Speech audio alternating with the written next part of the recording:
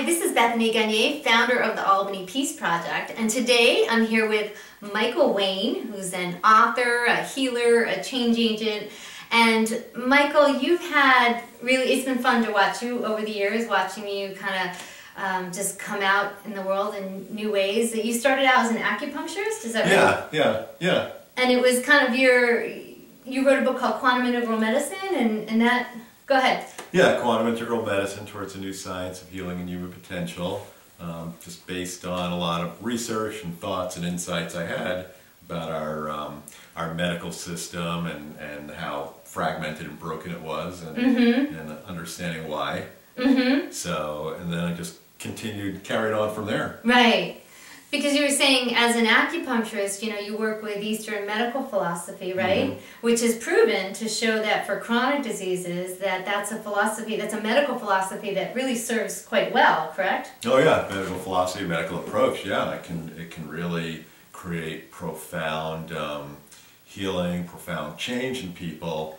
And if a system like that was integrated into the medical system, I mean, this I've known for a long time, even before I wrote my book, if acupuncture, Chinese medicine was integrated into the medical system, it would profoundly change results, costs on really important levels. So that's what led me to write my book, was what's wrong with this way that we do things. Right. And then interesting, if we just implemented one good solid change, how things could make a big difference. Which kind of leads you to the rest of your work, right? Then you went on, you wrote, what was your second book? It was a novel. Yeah, not that I'm not knuckleball from hell. Right. Yeah. And was that on similar themes or no? It was just... Well, it actually, there was a thread that connected it, even though it was 180 degrees apart. And you know, on the career move scale, maybe it wasn't the logical choice, but I knew what I was doing because I wanted to show, because one of the things I talked about in quantum integral medicine was our Western way of thinking, that medicine, our education system, you know, I went into a lot of threads in the book, that it's all based on this very linear, kind of stuck, stagnant, dogmatic, rigid way of thinking. And so I talked about like creative thinking and quantum thinking, as I called it. So I decided I'd just kind of play around myself and write something that was all that. Oh, fun. So I wrote a novel. Fun. And yeah, and then I wrote a third book that was kind of a health-oriented book, Low Density Lifestyle. Now I have a book coming out very soon called The Quantum Revolution, The Power to Transform. That's about kind of taking all this to the next level. Right. How do we... The only way to really change systems, our society, the world, is through more enlightened thinking, behavior, and action. Interesting. So it really started kind of on the personal level with your own practice, and now you've kind of brought it out to a societal message. Yeah, that's a good point, Bethany. Because really, from the personal, from my own practice, I just in observing people, working with people, talking with people, you know, trying to understand what does it take for people to change, and why can't people change, and what underlies the way people think, because people get stuck in their story and their process, and they just can't get out of their own way. So I was always interested to know what underlies that. Why do we think the way we do? Right.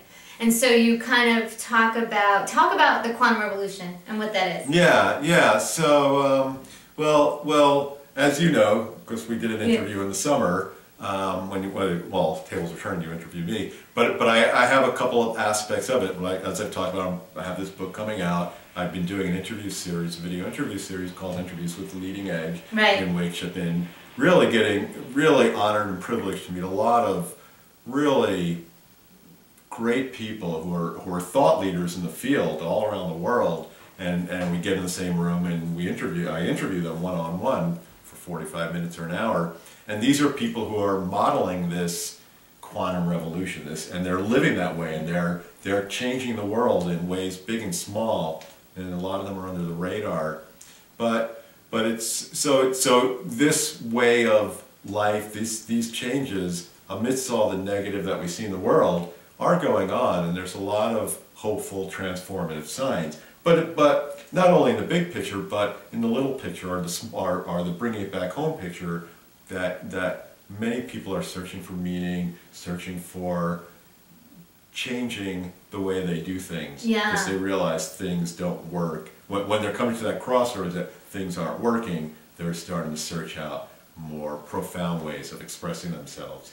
Yeah, and I've seen some of those interviews, and I would encourage anyone to go to, what's the website? LeadingEdgeInterviews.com. Yeah, and I've seen them. They're very hopeful, and it's so true, Michael. You say, there's so much what's on the regular news on CNN, right? And then your interviews are really bringing out this backstory, this back theme that's going on that people don't know about people that are hearing kind of a different way of life, listening to the call of something larger and bigger and different, and how they're honoring that call. They're not just kind of putting it away and then bringing it out into the world. So can you talk about what is it? What makes a change? What enables us to make that big, profound change that your books write about?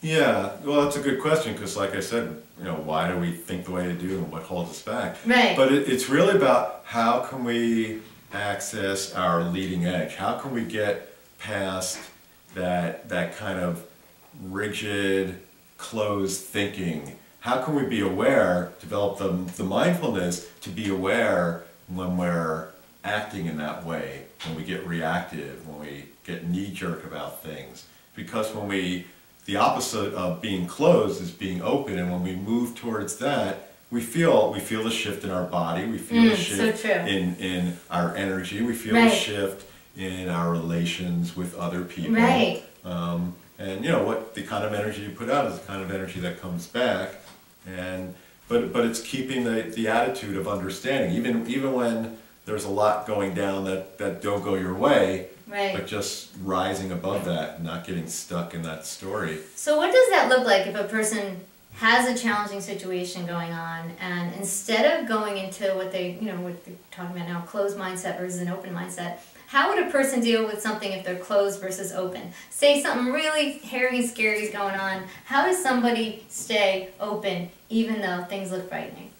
Well, I think it's the mindset. I think it's, one of the things that's interesting, kind of bring it to a scientific level first, is that in chaos theory says that life is chaos. But we live, not that we should expect to live in a world of, or our life of turbulence, but chaos theory also says that order comes out of chaos, that in the swirl of turbulence, always something new arises, a new order. So bring that back to the personal again. When you're stuck in something that's difficult, when you maintain your own inner calm, whether you're doing meditating, whether work, just maintain the right attitude. When you stay with it, not get stuck in the story, not believe always what the mind's thinking, because the mind will go off on its own tangent. Just know that things will lead to a new order. That's such a wonderful message to tell people. Just kind of get calm, kind of go within for a little bit, and watch, and just know that there's an order amidst the chaos, and to wait, allow that to emerge, or trust that it's going to emerge. Yeah, and sometimes every one of us as a human being has gone through difficult periods. Right. But just stay with it, be aware, and know that it'll pass. But when you don't get stuck in the story, when your field of awareness doesn't get stuck in just yourself and the world is me, but you see bigger picture, you stay connected with other people, it will change. But also just by being that way, you will change the world, and that way, whether you're a small world, that by itself is a quantum revolution. Yeah, it is, isn't it? Because it's really like evolving your consciousness. Right. And then you talk a lot about courage.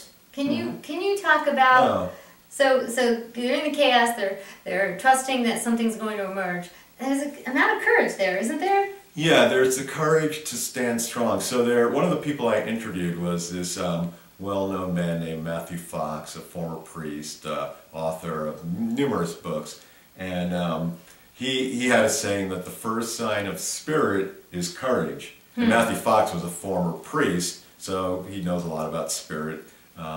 working with it. But and I thought, what a profound thing that the first sign of being in touch with whatever, however you want to, God, your higher self, the source, is courage, standing strong in who you are as a human being. Right.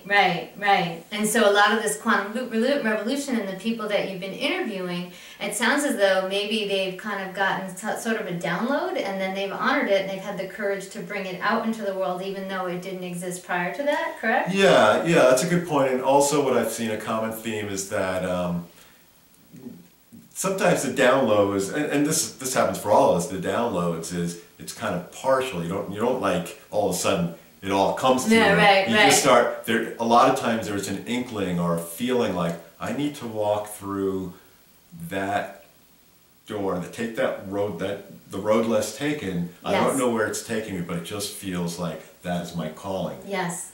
You know what I found? It's like those repetitive loops in our heads. And these repetitive loops, and they go on and they go on, and it'll go on for years for people. And that loop, people should, it's important for us, I think, to recognize those loops because they don't go away. Meaning that they won't go away until we actually act on them, right? Like, I bet you've had these loops, right? It's like you've had to kind of like, and eventually you're like, okay, enough of the loop. I'm going to take it out into the world. You know what I mean? And so, sometimes people need to wrap their mind around it or come to terms with it. You don't want to necessarily do something impulsively, but when you feel it, sometimes it takes with every bone in your body and every fiber in your being, I often find, people struggle with purpose and meaning or whatever, and usually I find it's right under our noses. It's just been a loop going on for so long that people don't honor, they don't realize the gift of this loop going on. So they're looking for purpose and meaning, and when they finally, quote, find it, it's really been there all along a lot of times. And actually this is part of, this reminds me that what you're mentioning, Bethany, is part of the biological world.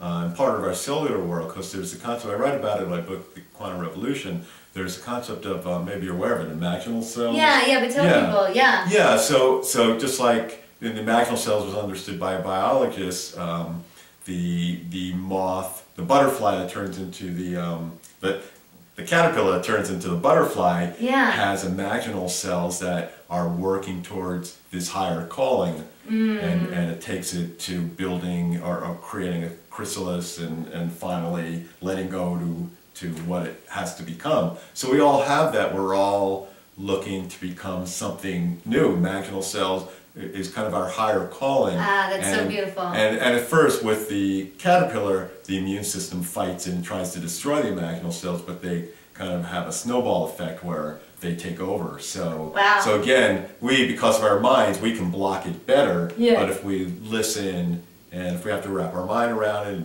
and really research it, whatever it takes, but it's there. So going back to the themes of people I've interviewed, interviews with the leading edge, that was a common theme for a lot of people. You mean like a resistance to kind of, or anxiety or angst or? Well, I don't know about their psychological process for a lot of people, but they went into something, they went on a path, a direction that they weren't exactly sure where it was going, or they left something that was not serving them or making them ill, or they just realized this wasn't right. And going out into the unknown is so a lot of it was the unknowing. And the courage, that they had the courage. And a lot of times, it's not even that they're saying, oh, I'm going to be strong, I'm going to do something crazy. It's just like a natural thing. It's just their drive. Kind of like the creative impulse of the universe. And I know that from watching your interviews, it's so, to hear them talk about and kind of language and describe, their path and what they're doing, it gives us all courage, to help us kind of learn from the people, from you, the people you're interviewing, and for us to watch that, something I think comes alive in us. And that's why I think your interview series is so great, and I'm so grateful that you're going to be talking at the Unitarian Church. Oh yeah. Well, thank you for that invitation. February 6th. Yeah, and then after that, well, my book, I'm hoping my book, Quantum Revolution, will be out right around that time. Then I'm going to start a a dialogue series where I won't be live with a person. We'll do it either by Google Hangouts or Skype, talking with people, delving into some of the themes of my book, their work. I have various people I'd like to work with. And then from there, I'm going to start an online class under the auspices, I call it the Academy for Quantum Revolutionaries. But I don't want anyone to be scared, like thinking, oh, I don't have time to like pick up flowers and throw them at people and make a revolution. Because it's really about what I want to help people is just accessing their leading edge, like moving towards their bigger calling. In a really profound way. And people, how important it is for people to realize that one, they have a greater calling very often, and two, that when you start working with it, it's actually, as much as it may seem like it's something more to do, actually it's a download and it's a great gift to you as well as you're bringing out into the world, right? Yeah, everybody wants purpose, so it's really about how can we make our purpose more integrated in alignment with who we are. How can we express ourselves in the best way possible? Yeah, and helping people birth that process is an incredibly powerful tool. So that's great. I'm so glad you're going to be here doing that. So February 6th, Unitarian Church, 7 o'clock. Michael Wayne, you'll be there talking leading about... the revolution. Right.